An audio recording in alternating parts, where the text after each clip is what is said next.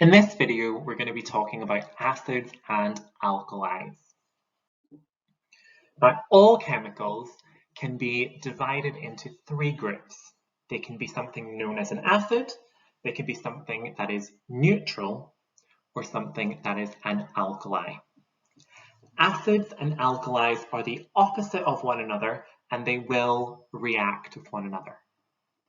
Anything that is not an acid or an alkali is described as neutral.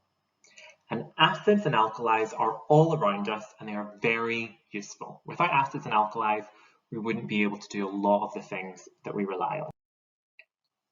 So acids are found everywhere.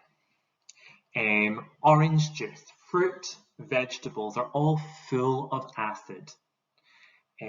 Citric acid is the one in citrus fruits like oranges, etc.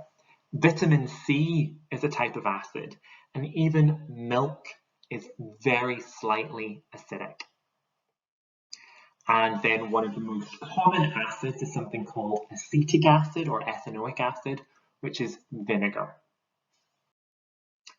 Alkalis, you will have probably quite a few alkalis at home, even though you might not have heard of the term alkali before.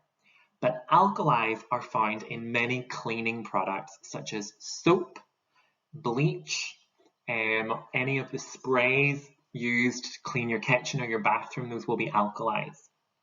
They're also used as things called antacids, which are used to treat heartburn or indigestion because they will neutralize any excess acid in your stomach.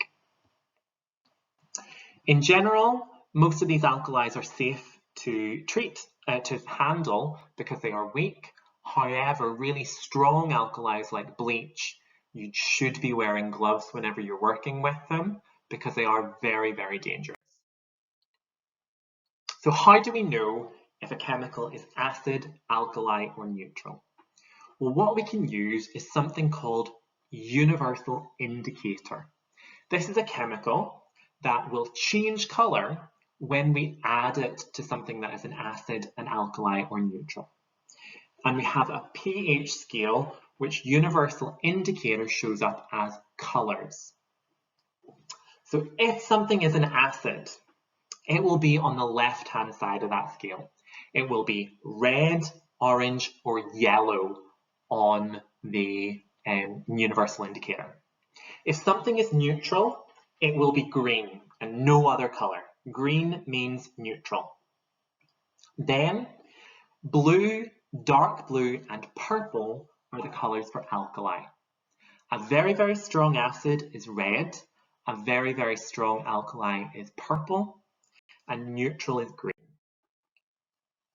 Now the pH scale also goes by numbers.